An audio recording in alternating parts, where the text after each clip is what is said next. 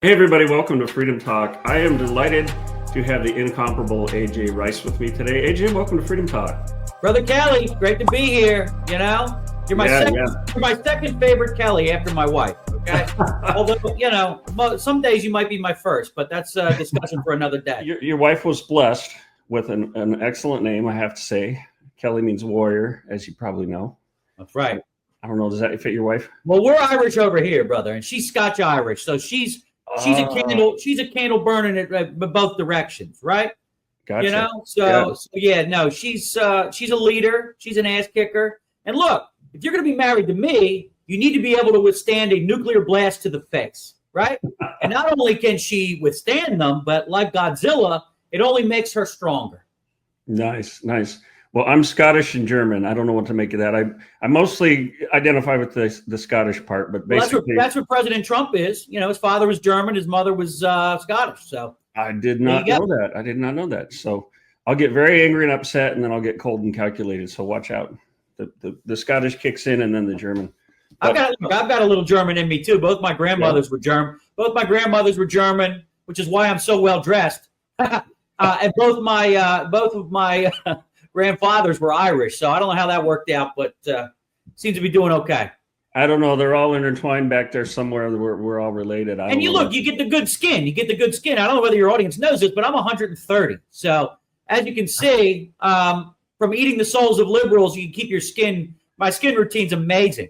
You don't look a day over 100, AJ. That's right. Well, they've got adrenochrome. We've got the skin of liberals, I guess.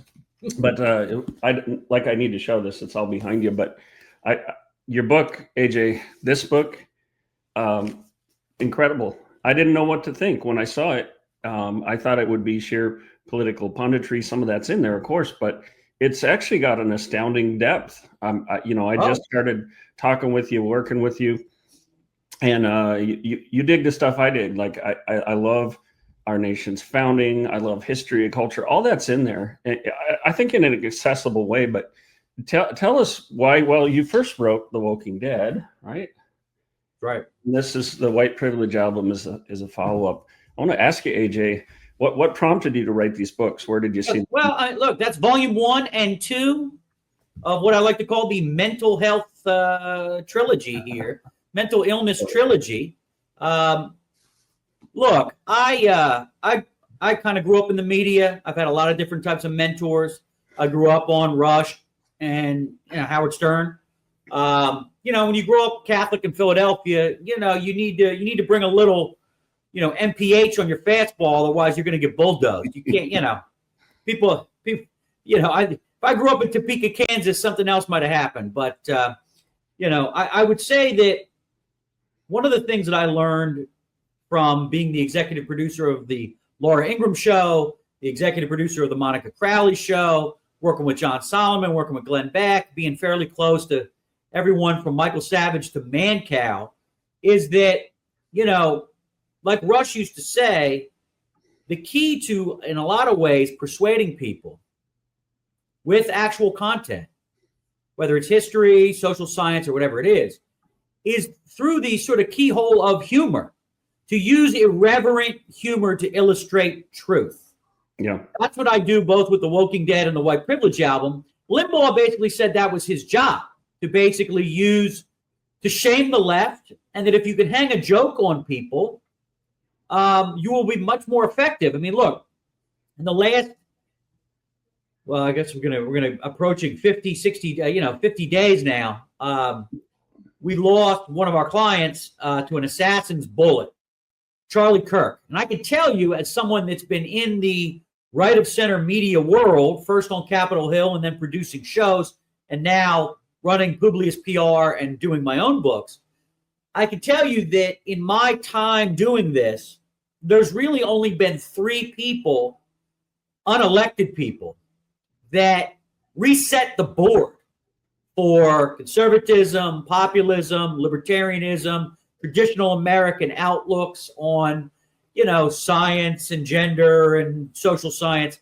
And that is Rush Limbaugh, 1, Andrew Breitbart, 2, and Charlie Kirk.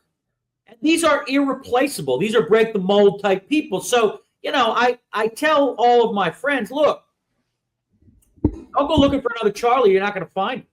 Just like you haven't found the next Breitbart. You'll find something else.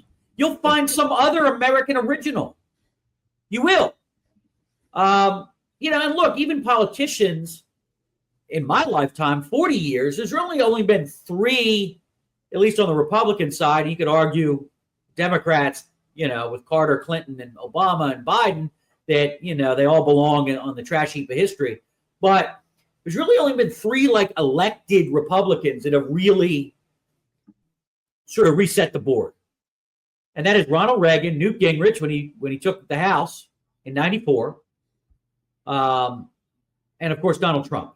So these are rare moments. There isn't some freaking apple orchard with a bunch of Trumps and Gingriches and Reagans growing in there, or Charlies, Andrews, or Rushes. So I write the book because in the spirit of what made Breitbart and Charlie so powerful, especially with new media, is to bring people along, to try to convert through humor, right? So look, Charlie was the nicest of us. I'm not nice. I'm an Eagles fan. I'm not nice. Santa Claus needs to watch out in a couple weeks, so, but that's the crazy thing. Isn't that how it goes? They killed the nicest one of us. It's really remarkable because, he didn't spend it all day dunking on people. I love dunking on people. I got Halloween coming up. I'm going to dust off my Dr. J afro, just like Jimmy Kimmel did when he dressed up like Karl Malone. And I'm going to go trick-or-treating on the left, dunking on them. And it's a target-rich environment, Kelly. You know that. So, I do. So look, you have to have some fun. You have to have some fun. Yeah, absolutely. And from my perspective, having read the White Privilege album, I've written a couple of book reviews on it. It does have fun. It's biting in places, and yet I see it. It leaves space for people who are on the left, but maybe still have a brain in their heads, because it does come across as logical. It comes across to me, and maybe I'm wrong, but this is the sense I got, that it's more poking fun at the ideologies, the lack of thought, than it is people. I think it leaves the door open for some people who are deluded to come to their senses and say, you know what, he's got a point here. Sure. And look, it's about wokeism. Well, what's that? Well, there's no unified theory of wokeness, but wokeness is kind of like Baskin and Robbins. There's 31 flavors. There are some primary flavors. The Woking Dead was kind of a grab bag, a potpourri of going after a lot of the different sort of offshoots of what wokeness is. And we can get into what it is in a second, because I pretty much know what it is. It's a pop term. It's a term that the left's going to have to probably leave behind, just like DEI and ESG and all the rest of the nonsense. But at the core, it's not new wokeness. It's, social justice mixed with political correctness and cancel culture, things that have been around for some time. The politically correct movement from the 1990s, where you had all the Gen X uptight white women out there wearing pantsuits and shoulder pads, thinking they're going to grow up to be Hillary Clinton, watching Murphy Brown. That's the last time they showed up. That's the last. So, these are their children. Their children turned out to be 300-pound blue hairs. But we'll fight them nonetheless, just like we fought Hillary in the 90s. Right? But that's what it is. But you have to go back even further than that. Look, Bill Maher had a show, Politically Incorrect, with Bill Maher. Right? He is one of the few people, might I add, along with, some others, Fetterman and Stephen A. Smith on most days when the NBA is not getting pinched, that they seem somewhat rational to know that if you throw in with the Mamdanis and the AOCs and the Jasmines of the world, instead of trying to find the next Bill Clinton or trying to find the next Ed Rendell or Joe Lieberman or Evan Bayh or Joe Manchin, you're cooked. Yeah. You're cooked. Yeah. So, but to find the vanishing point of wokeness, at its core, it is cultural Marxism. That's what it is. Well, what's that? Well, ladies and gentlemen, at some point, There's no specific day. But in the early 20th century, before World War I, it dawned on your sort of garden variety Marxists, garden variety socialists here in the United States, after they got the big victory by overthrowing the Romanovs and turning Russia into the Soviet Union, that, you have to understand that communism, socialism, Marxism really only works in places that don't have a middle class.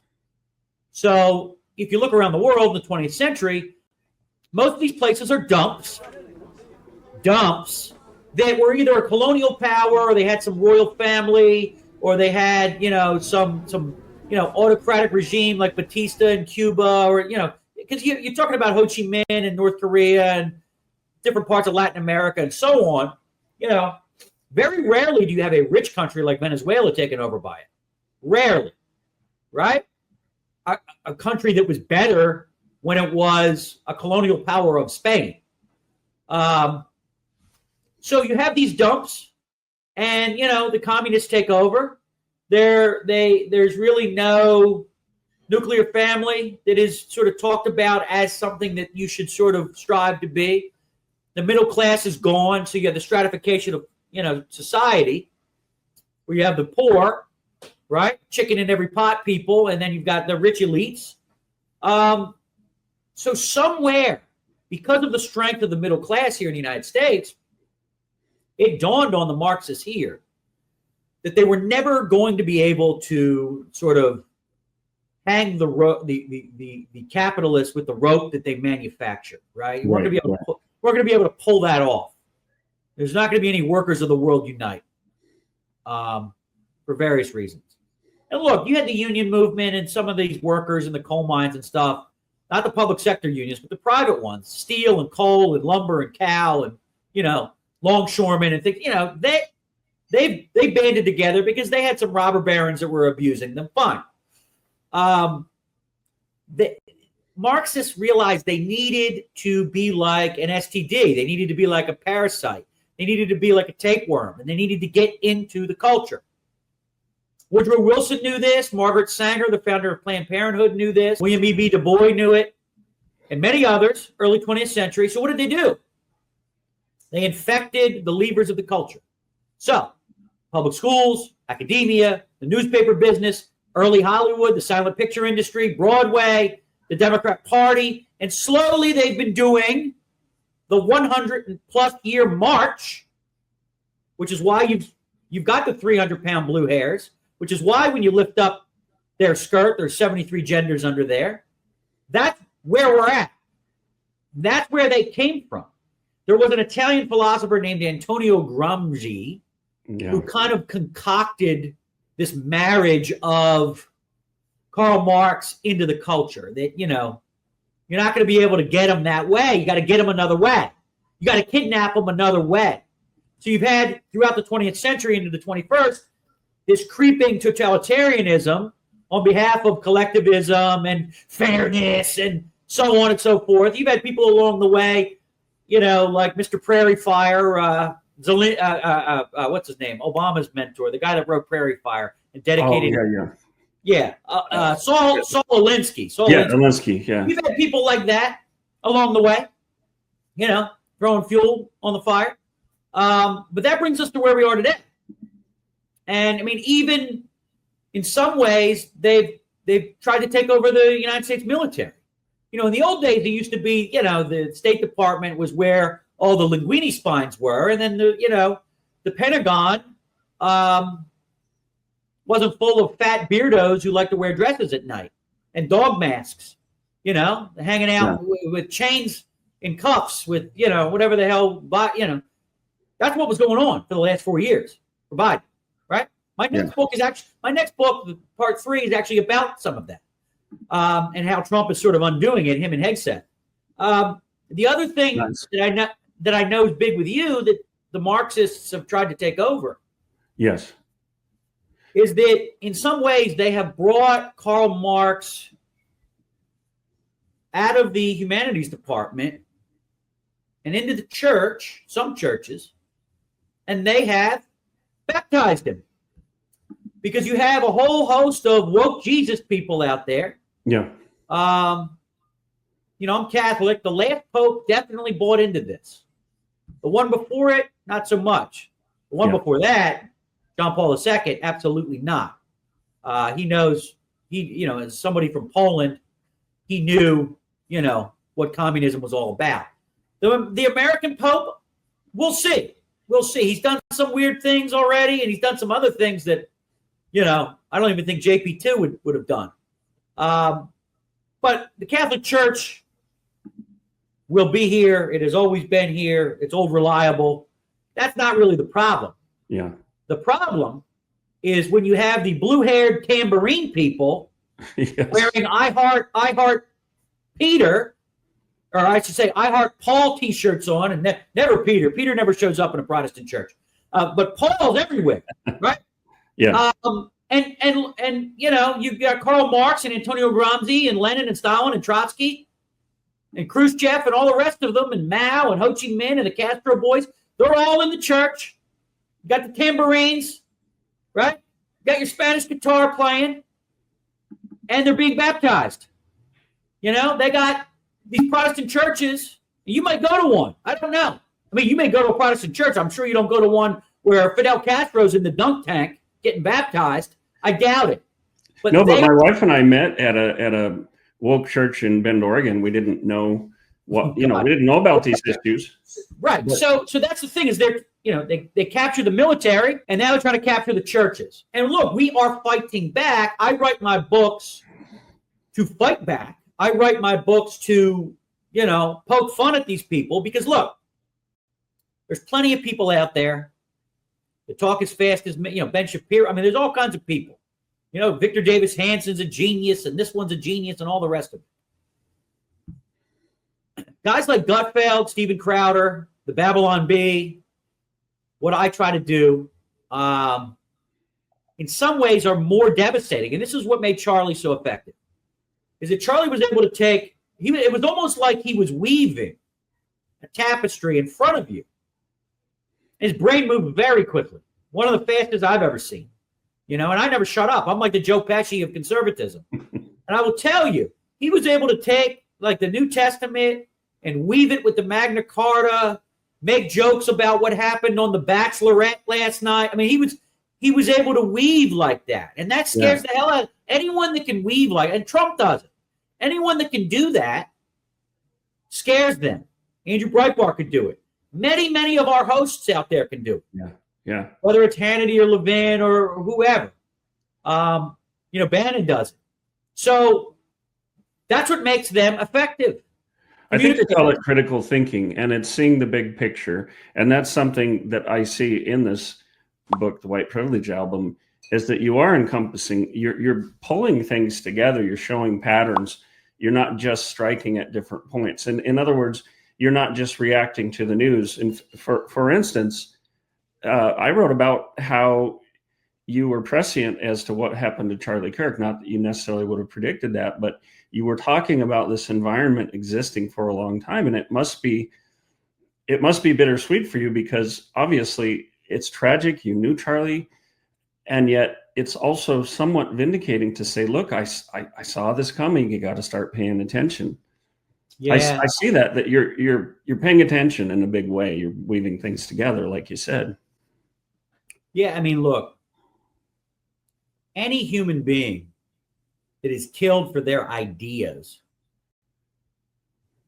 rings down through the ages, or even shot at for their ideas. I mean, Andrew Breitbart, and there is some debate online about this, but I'm not going to get into that here. I know the family, and I know the people running Breitbart now. I mean, he collapsed on his way home from the bar, a local bar. You know, he lived in a pretty upscale neighborhood, Brentwood, I believe, you know, in Los Angeles. And now I used to tell him he's pushing himself too much. He was like never sleeping, and he was on, you know, I think some different medications, and sometimes he'd forget to take them. And he was just, you know, I mean, look, the Dodgers are in the World Series, and every time they are, as a Phillies fan, I always go back and I look at my old text messages with Andrew. because he and I used to go back and forth because I knew him in 08 and 09 when the Phillies were in the World Series 2 years in a row. We had to get to the Dodgers to get there, and we did handily. This year, who do you think took us out? Them. And look, the Phillies and Dodgers have been fighting each other going all the way back to when the Dodgers were in Brooklyn. And I will tell you, it was something that bonded us together. And he was a mentor for me. But I used to tell him all the time, man, you need to slow down, make sure you're getting enough sleep, hire a dietitian, do something, right? And, he, passed out. I guess he was, DOA at the hospital. And I was on some conference calls last year. I was working with Sergio Gore, who's owner of Winning Team Publishing, which is also owned by Donald Trump Jr. And I believe Sr. And I work as a publicist for the publishing company. And I was on a call with Charlie, and where I'm joking around on this call.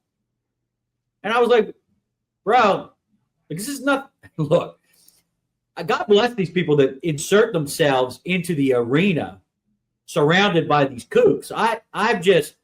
I'm never going to do it. I mean, I've gone to Jerry World, Cowboy Stadium. That's about as close as I'm going to get to being in a stadium filled with people that I hate and that hate me. But I said to him, bro, you need to start wearing like a suit of armor going out there. I'm like, you're like staying in this theater in the round. That's what I don't get, especially post Butler, where you've got the president shot at Butler, Pennsylvania. I mean, I tell everyone now, you can have all the body men, and, that'll prevent you from getting punched or jumped on physically. If you're talking about two-footed, sure-footed security around you. But with all the technology and money we have nowadays, we need our own drones in the sky. I have no idea why Trump didn't have drones in the sky around him. Turning Point does very well. I don't know whether the university said no, but I would have said, blank you, Utah. I would have just sent them up anyway. Going forward, our people, J.D. Vance, in the future, I've told Don Jr. this. Get those goddamn drones in the sky so you can see, because we got amateur hour with left-wing kooks on sloped roofs. Oh, it was a slope. The roof had an incline. Shooting at our people. So I hope we don't get a third instance like this anytime soon. But let's get it the hell together here, right? Yeah. I can tell you my cousins from South Philadelphia that are in trouble now with the NBA. No, I'm joking. My Italian cousins can protect a building better than some of these situations I see our politicians in, right? I mean, I don't understand it. I don't get it. I'm not here to get into go into all the rabbit holes there, but I will tell you, Charlie Kirk was a master at weaving politics and the culture together, just like Rush and just like Breitbart. And that's what I try to do here. I mean, you can make all the Aristotelian arguments you want, right? You could give speeches about Article 2 powers and this and that. I mean, we're going to go to Venezuela. We could do all that all day long, right? And I'm a sponge. I absorb things. But for me, it's more important to know who Lenny Bruce is than it is sitting around reading Russell Kirk. Have I sat around reading Russell Kirk? Absolutely.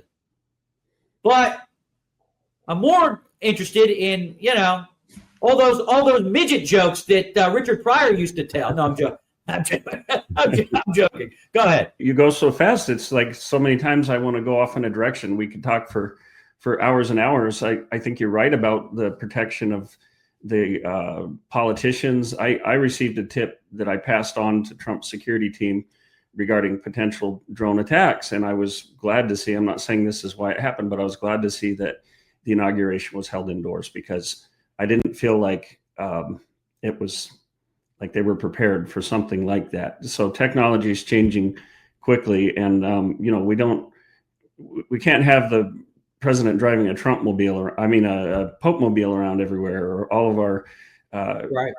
public figures. Well, look, really the only lesson, and I'm not here again to go down rabbit holes. People watching have different opinions about what I'm about to say. But the 9/11 Commission report, which is a flawed document in some ways, is not flawed for about 100 words in the very back when they come up with solutions on why something like that, or something like Butler, or something like the Charlie Kirk situation can happen. And the one thing, and it's this little tiny section, and I quote it all the time, and it's true, it gets into what you were just saying about bringing the inauguration indoors, is September 11th happened.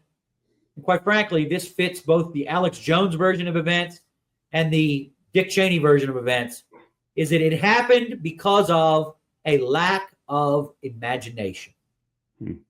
A lack of imagination. Makes sense. The fact that we go through the motions, Trump's doing his 150th outdoor thing. Who cares? Oh, there's a guy on the roof. The fact that we are still in this situation where we refuse to use our freaking imagination about what the next thing is. Instead, we're always focused backwards instead of forwards, right?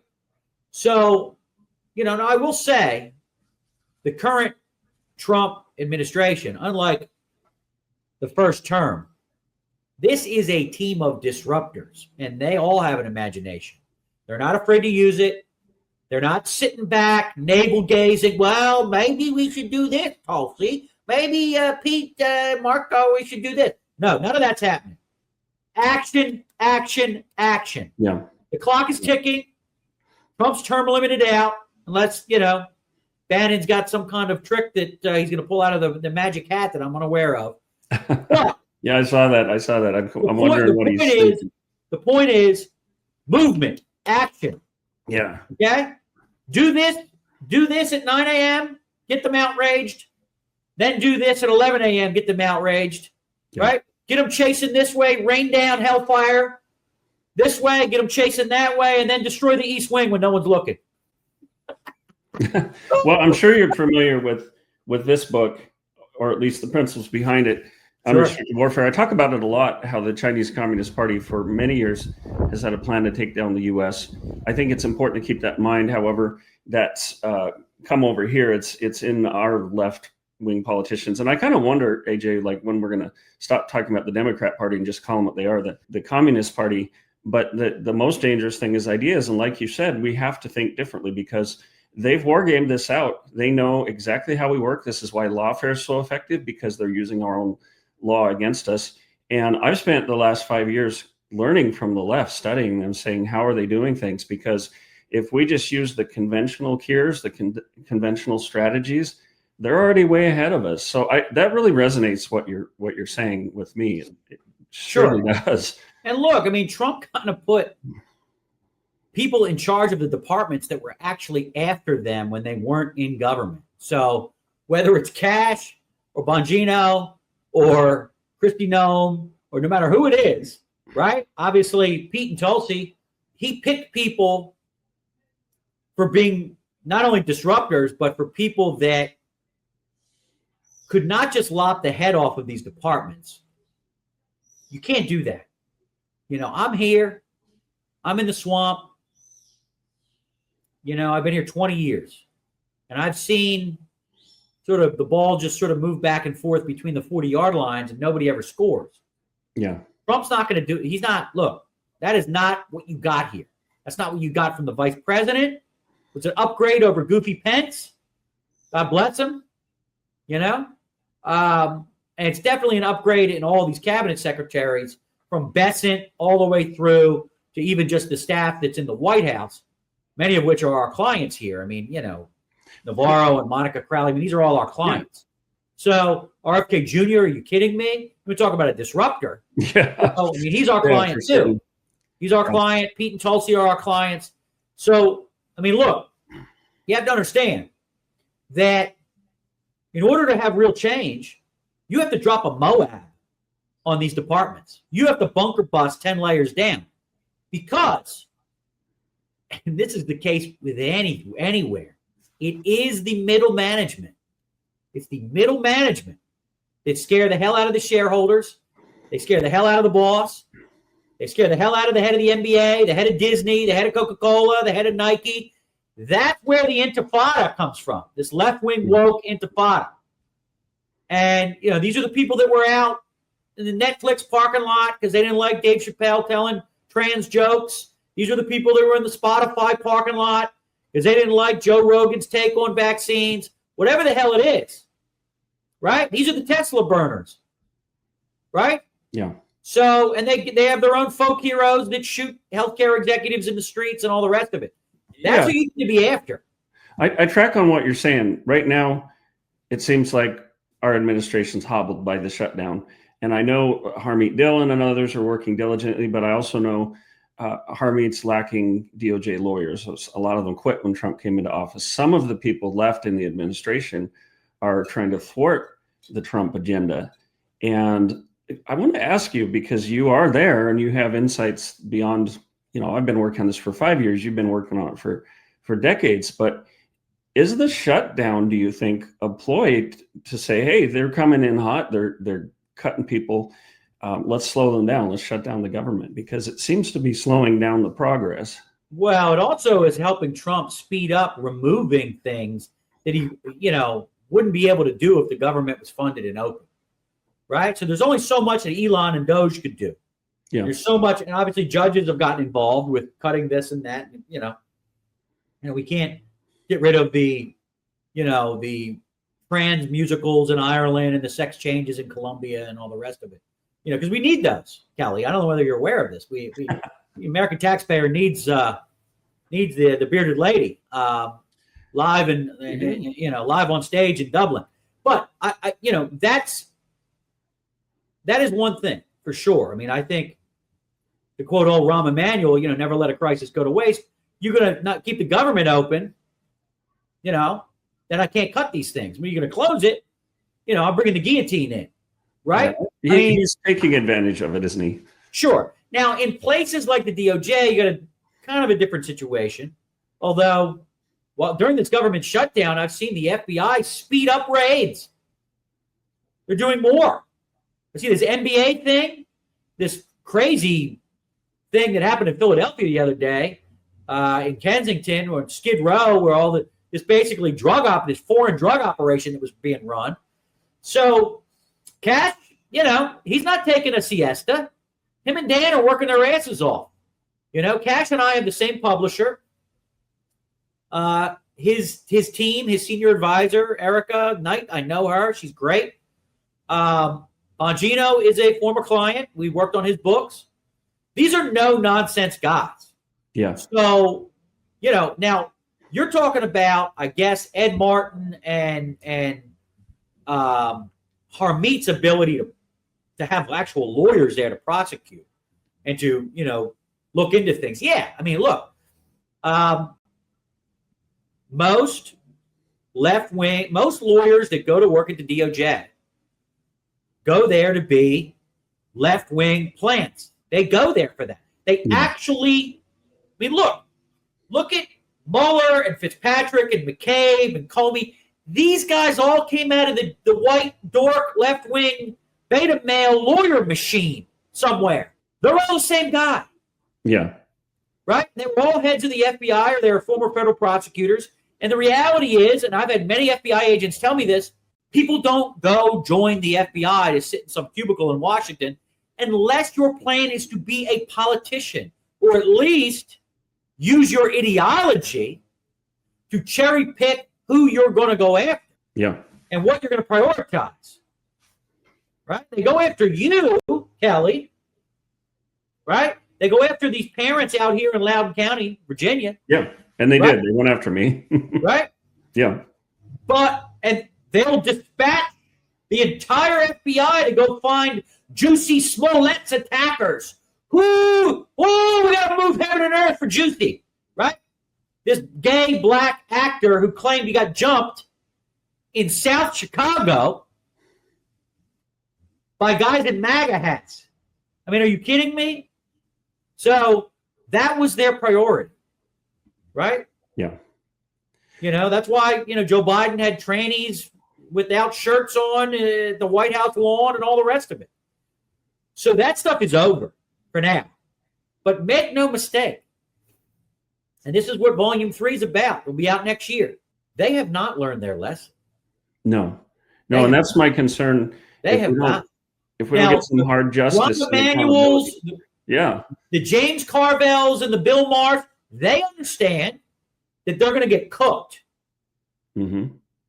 And if that doesn't happen, if we don't get some justice, hard justice and accountability, sure, they're going to come right back and they're going to double down. For instance, in the parents who were targeted because of Merrick Garland, Lisa Monaco, Biden administration going after them, right now, they're still waiting for justice. I'm trying to understand it. And I know Cash and Bongino, for example, people have had unrealistic expectations. Like, you're going to come in and shut down the FBI, or you're going to come in and start arresting a bunch of people. It takes time. I get it. You have to build a case, all of those things. But the clock's ticking. And I think even Steve Bannon and Alex Jones have commented, like, a lot of the American citizens aren't seeing that justice yet for what was done to them. And if we don't do this, we don't have a republic. So I'm in this place of trying to understand, look, I know Harmeet is, like, the government shutdown's happening. She needs good lawyers, all of those things. But my question is, are the American people going to get justice for what they endured? To your point, you know, Jussie Smollett, they're right on that, right? But Chad Williams in PA, this school parent who came July 15th to testify at our Capitol Hill presser for targeted parents, he's still waiting. He's gone through the forms, sure, he's jumped through all the hoops. So I'm trying to figure out, AJ, is it a lack of manpower? Is it that, you know, sort of if you have a good following, if you're the elite, you're going to get attention? What does it take for these Americans across the country to get justice? You have lack of manpower, one. Number two, the ones that didn't quit, they are in there as deep state plants. They're in there to gum up the works. Yeah. Right? So, you know, if you don't have enough people to lay the legal predicate for bringing charges or whatever, it's going to take some time, you know? And look, the Democrats want to run the clock out. You know, they want to take back one of these houses of Congress so they can call Bongino and Bondi in there every day, Ed Martin and all the rest of it, every day, you know? Yeah. So, you know, they can, and then look, they can try to refer to the DOJ. I mean, you have a totally different DOJ this time. I know everyone's not happy with Bondi on the this and the that, and, you know, she hasn't found the secret compartment underneath of, you know, Mulder and Scully's desks in the X-Files basement. And, you know, I understand that. But look, I've been over there. It looks like an elementary school from the late 80s with fogged glass. There's not some secret room with all the answers and the Epstein files and all the rest of it. There isn't. If there was some kind of hard proof of things, they shredded and burned them in the last administration. Yeah. Or even before Trump got there the first time. And I know there's a lot of people on the air that get their listeners really, you know, excited about certain things that I can tell you, you know, the government moves slow. It's filled with mostly incompetent people, or it's not filled with any people. And, you know, I know we all want some kind of smoking gun for all these things. But the reality is this is the same people that couldn't get the Obamacare website to work. Yeah. The idea that they're playing four-dimensional chess, you know, they're not. These are hacks. They're hacks. You know, they're heating up fish in the office and staring through the Venetian blinds, trying to run the clock out on their pension. One of the most sophisticated things I've seen recently is Arctic frost and the revelations that are coming out of that. Yet, for as far-reaching as it's been and as many people as they targeted, it hasn't been that hard to figure out what they did, to find out what they did. So I'm with you. It is some super secret government agency that... Yeah, I mean, look, there were some people like Arctic Frost, Jack Smith, that were purposefully hired to be hitmen. Yeah. So there will be some smoking guns there. I mean, the fact they weren't great at hiding their tracks is what I'm saying. No, they're shameless. It wasn't 40 tests. You can trace the trail, and now that's come to light. Grassley and others have been on it, and I hope that we will follow all those threads and get justice. Like Mike Lindell right now is being attacked with lawfare, and we all know why. We all know that it's retribution. They're trying to shut him up. My question is, I don't think we can keep fighting lawfare with law. I think we have to figure out a way to step out of that and say, hey, we recognize this is happening. You're abusing the law. You're using the law of the people, law of the land, as a weapon. Russell Kirk talks a lot about the purpose of the law, and that it's to, not to be used by kings, but to protect. So speaking of no kings, it's supposed to be to protect us from people like that. And yet you've got the left doing these no kings marches, and they've been the biggest abusers of weaponizing the law. So how do we step out of that? Because if we keep going back to court, and Eli Crane's a good friend of mine, he talks about impeaching these judges. You're just you put out spot fires is what you're doing without getting to the source. No, you can do some of that. But I mean, look, we're supposed to be a nation of laws and not a nation of men. But what do you do when the men are corrupt or they're in the tank? And what do you do when the law is weaponized? The law that's supposed to be protecting you. It's kind of like the Spartan shield, Hey, Trump has gone after Letitia James, gone after Jim Comey. They're supposed to be doing this, and they're doing this with it. Right. I mean, it is a scenario where, we're going to trade blows here for a while. Yeah. This is not, Democrats take back control. They're going to bring everyone who's a cabinet secretary right now is going to get drug in. If there's a Democrat president, Democrat House, that's what they're going to do. But part of the problem the Republicans had for a long time until Trump was they were more than happy when we were the party of the McCains and the Romneys to just, eat your tapioca pudding, strap on your linguine spine, have a little green tea, go home, diddle yourself, right? And it'll all work out in the end. We're the better person. We're above the fray, the Paul Ryan, John Boehner world. Well, we're getting killed in that world. Yeah. And we thought because we like George Washington more than them, that they wouldn't come for us. No, actually, it's the reason they come for us is because we like George Washington and Abraham Lincoln and Teddy Roosevelt and Ronald Reagan. They want to remove those things and those people from our history, which goes back to the beginning here, that's what cultural Marxism is all about. Yeah. It's about removing Judeo-Christian philosophy. It's about removing the nuclear family, and it's about destroying the middle class. Yeah. And Washington and Lincoln and Teddy and Jefferson and Trump have to go. They have to go. This is a perfect segue. I want to take a quick break to run a piece about Freedom Talk Magazine. Then I want to show some of your material that we've put in the October issue, because this is the whole purpose of Freedom Talk Magazine, is to restore what they've been trying to destroy, to win the cultural war, get back to the reasons why our country exists. We'll be right back. America's founders warned that without knowledge and virtue, no nation can remain free.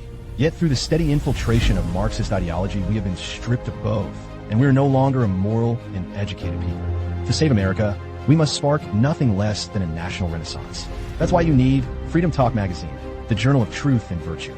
We cultivate enlightened thinking and principled living, offering unique insights into the issues and remarkable people defining our world. More than headlines, we craft the very ideas that drive them, engaging minds, sparking brave dialogue, and influencing current events. Freedom Talk shapes tomorrow's news at the headwaters of culture with an unflinching commitment to free speech and America's founding principles. And with new collaborations, like our partnership with Mike Lindell and others, we're now positioned in front of millions of freedom-loving people across TV, streaming, and grassroots networks. Sign up today for your free subscription to Freedom Talk Magazine and join the new American Renaissance. AJ, it's been great to have you as a part of this. And this is our October cover, which features your books. And we theme each issue on a topic. For example, this issue examines political violence and the erosion of free speech, something that's really in your books. You talk about this quite a bit. And this is the page that you're very talented artist put together with some excerpts. So if you're watching right now, go to realfreedomtalk.com, go to the Freedom Talk magazine page, check out this content on AJ, and check out these books, and hit the button, buy them, because I'll tell you something. These are not just your average political pundit books. These books have depth. I'm very impressed by them. I haven't read all the way through Walking Dead yet. It's something that I can't wait to do. So it's really a delight to read these books. And honestly, it's an education, and I have a very good education. We're all still learning, but I find things that resonate with me that I already knew, but I'm also challenged, and I'm learning from the master there, because like I said, I've been in the political realm, you might say, for 5 years. But AJ, how long have you been moving in this world? I think 3 decades now. Yeah. Well, you are 120, so that's yeah. Well, that's true. So, yeah. That's right. That's right. I started when I was 92. That's right. Wow. So AJ, I hear people saying woke is dead, woke is dying. Is it dead, or is it just in the shadows mutating now? Are they going to? It's on display. It's on display in this mayor's race in New York. They will change terms. You'll see terms change. They may not use the term woke or DEI, but they'll figure out a new way to frame this stuff. You have to understand, the Democrats are showing you who they are in the last 9 months, 10 months. They are the party that hunts Jewish students down on campus. They are queers for Palestine. They are the Tesla dealers, burners. They go to Tesla dealerships and they burn them. They are the people who lift up their skirt and have 73 genders. They're trying to get into Nancy Mace's bathroom. Yeah. They are the people that, want to turn airplanes around filled with MS-13 and Tren de Aragua. They love the IRS. They love USAID. This is who they are. And in the midst of that, they're handpicking who their messengers are going to be. Bernie Sanders and Jasmine Crockett, and AOC, Mom Donnie. The Democrats are in a identity crisis because for decades now they've used the Clintons and the Obamas and the Bidens and others to sort of mask who they really are. And who they really are the people that kill healthcare executives in the streets, right? The people that break Rand Paul's ribs, the people that shoot at Steve Scalise, right? The people that shoot at Charlie Kirk, the people that were making fun of Erica Kirk and Charlie Kirk and reenacting the assassination at the No Kings protests a couple weeks ago. Yeah. That's who they are. So you should believe when the Bolsheviks and the 300-pound blue hairs show you who they are, you need to believe them. Yeah, absolutely. Because they're not the party of Michael Bloomberg. They're not the party of Ed Rendell. Oh, no. This is a street army of Trans-Tifa, Antifa, BLM, Occupy Wall Street. Obviously Bernie Sanders leads the youth movement, right? These are naked, and disgusting Marxists. They're chanting over this week, that rally this past weekend from Mamdani. They're not hiding it. I pulled this up because even somebody like me who doesn't have a big name, I've received death threats in my home mailbox. I can tell you these people play for keeps and they mean it. All it takes is one. And we all look at Charlie Kirk, whether or not we're in the public eye all the time, or we just know that certain people are following us, and we say, that could be me. I mean, we could be martyrs for the cause. So I hope that, one thing that disturbed me, AJ, was after Trump was elected, people were saying, oh, we're so back, it's the golden age. They think that one election is going to fix everything.